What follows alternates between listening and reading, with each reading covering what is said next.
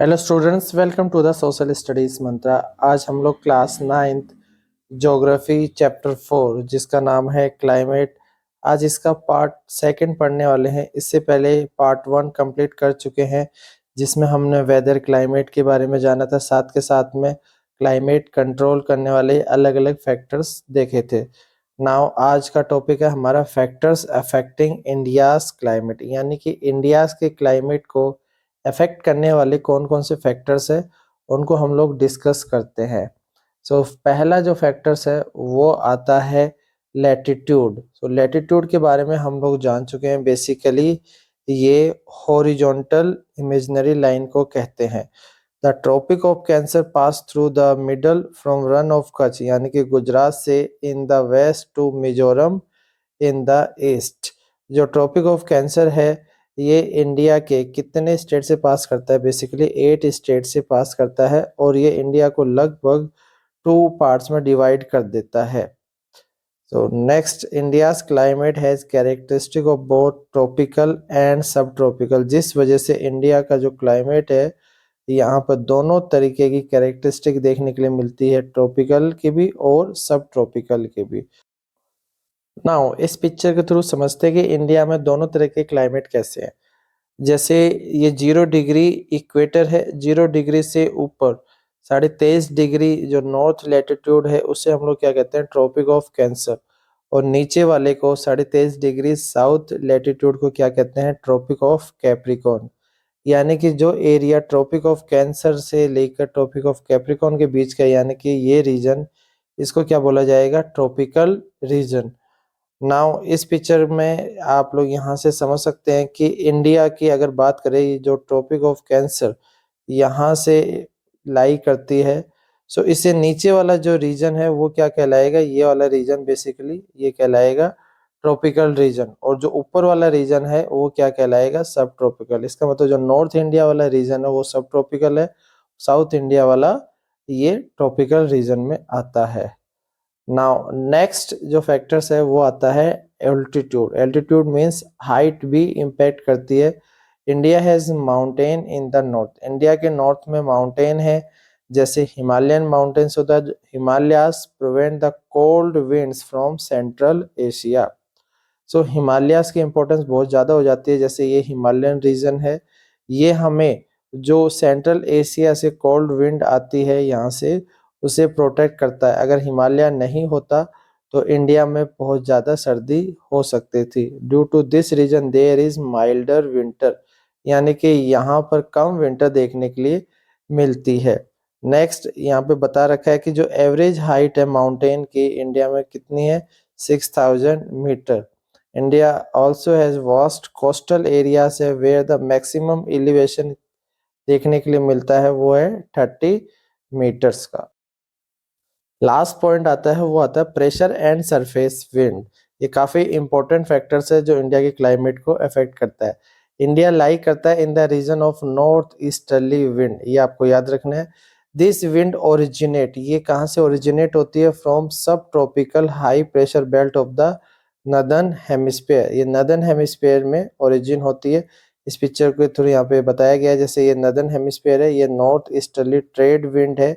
ये नाम according to direction दिया जाता है क्योंकि नॉर्थ ईस्ट डायरेक्शन से आ रही है, जिस वजह से इसको बोला गया नॉर्थ ईस्टर्ली ट्रेड विंड। ये इंडिया में, ये नदर्न हेमिस्फेयर में यहाँ पर ट्रेवल करती है।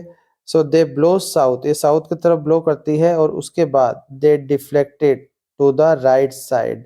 लेकिन इनको स्ट्रेट जाना चाहिए था, स्ट्रेट ना जाके ये राइट घूम जाती है due to the Coriolis force. जैसे यहाँ से अगर ये आती है तो इनको ऐसे आना चाहिए था, लेकिन ये ऐसे ना आकर ये इस तरीके से मुड़ जाती है। नदर्न हेमिस्फेयर में ये राइट की तरफ मुड़ जाती है और इसका रीजन बताया गया है कोरियोलिस फोर्स। ये क्या होता है ये हम लोग आखिर में पढ़ेंगे। They move towards the equatorial low pressure area, ये लो प्रेशर एरिया की तरफ मूव करती है और ये जो विंड होती है बहुत ही कम मॉइस्चर कैरी कर पाती है। इसका कारण ये है they originate and blow over land, ये लैंड से होते हुए आती है जिस वजह से इनके पास मॉइस्चर नहीं होता। दे ब्रिंग लिटिल और नो रेन, जिस वजह से इसमें बहुत ही कम बरसात होती है। इस वजह से आप लोग क्या बता सकते हैं कि फिर इंडिया में तो ड्राई रीजन होना चाहिए था, लेकिन हम लोग देखते हैं यहाँ तो खूब बरसात होती है। तो उसका रीजन क्या है? उसका रीजन आता है जो साउथ ईस्टर्ली ट्रेड विंड है, ये रीजन है, क्योंकि जो नॉर्थ ईस्टर्ली ट्रेड विंड है ये इंडिया में बारिश नहीं करवाती। नाउ ड्यूरिंग विंटर कंडीशन समझते हैं। विंटर में जो लैंड होगी वो आपको पता है जल्दी क्या होगी, कूलर होगी, और जो ओशन है वो टाइम लगाएगा। सो लैंड कूल होने की वजह से यहाँ पर क्या बनेगा, हाई प्रेशर बनेगा, और ओशियन की तरफ क्या बनेगा, लो प्रेशर बनेगा। इसलिए जो विंड ब्लो करेगी वो हाई से लो करते ही आपको पता है। सो लैंड से ओशियन की तरफ ये विंड फ्लो करेगी।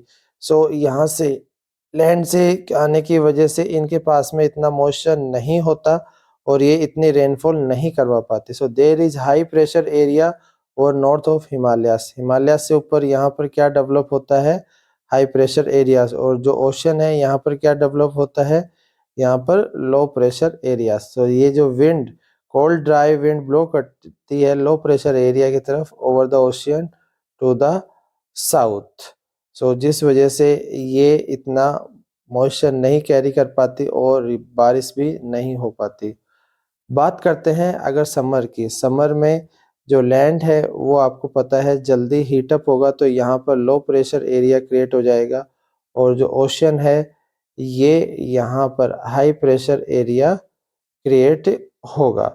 सो जो विंड जो फ्लो करेगी ये अब करेगी ओशियन से लैंड की तरफ, यानी कि हाई प्रेशर से लो प्रेशर। क्योंकि ये ओशियन से आ रही है तो ये अपने साथ मॉइस्चर कैरी करके लाएगी, जिस वजह से इंडिया में समर में बारिश होती है। सो ए लो प्रेशर एरिया डेवलप हो जाता है over interior Asia and north western India. Now this causes A complete reversal of the direction of wind, जिस वजह से जो विंड है उसके डायरेक्शन में कंप्लीट रिवर्सल देखने के लिए मिलता है। और यही डेफिनेशन हमने पढ़ी थी मॉनसून की। Complete reversal of direction of wind को क्या कहते हैं, monsoon. Air always move from high pressure area over southern Indian ocean in A south easterly direction. और एयर कैसे मूव करती है, ये साउथ ईस्टर्ली डायरेक्शन की तरफ। Now next, it crosses the equator. ये जैसे इक्वेटर को क्रॉस करती है it turns right towards the low pressure. जैसे ही इक्वेटर को क्रॉस करेगी इसकी डायरेक्शन मूव कर जाएगी। सो ये कौन से डायरेक्शन में टर्न करेगी, right towards. These are known as south west monsoon winds, जिस वजह से इसको क्या नाम दिया गया है, साउथ वेस्ट मॉनसून विंड्स। कारण ये है क्योंकि ये जो डायरेक्शन होती है पहले साउथ ईस्टर्ली होती है, बट इंडिया में आने के बाद में ये डायरेक्शन बन जाती है south west. Now next, this wind blow over warm ocean, क्योंकि ओशन से ब्लो करती है। सो यहाँ से इनको मॉइस्चर मिल जाता है, gather moisture and bring rainfall in India, जिस वजह से इंडिया में बारिश हो जाती है। नाउ नेक्स्ट, इसमें पिक्चर में बताया गया ये इक्वेटर है और ये north easterly trade wind northern hemisphere में ब्लो करती है और साउथ ईस्टर्ली ये सदर्न हेमिस्फीयर में। नाउ नेक्स्ट कॉन्सेप्ट जो हमने पढ़ा था, कोरियोलिस फोर्स क्या होता है।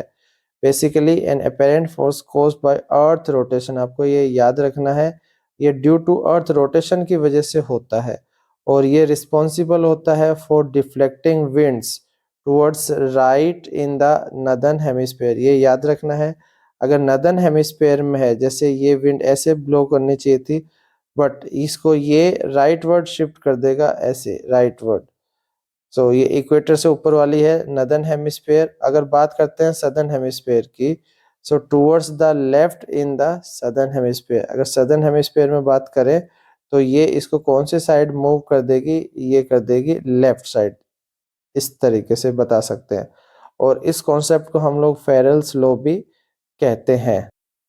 एक और पिक्चर है जिसमें बताया गया है, जैसे ये इक्वेटर है और इससे ऊपर कौन सा हेमिस्फीयर है, नदर्न हेमिस्फीयर। नदर्न हेमिस्फीयर से जो ये विंड आएगी ये डायरेक्ट आनी चाहिए, but due to Coriolis force यानी कि जो अर्थ रोटेशन से होता है ये मूव कर जाएगी राइटवर्ड। और वैसे ही अगर सदर्न हेमिस्फीयर की बात करते हैं, ये ऊपर की तरफ डायरेक्ट जानी चाहिए थी, लेकिन ये कोरियोलिस फोर्सेस की वजह से ये मूव कर जाएगी लेफ्टवर्ड। सो स्टूडेंट इस तरीके से हमने ये जो पार्ट 2 है ये कंप्लीट कर लिया।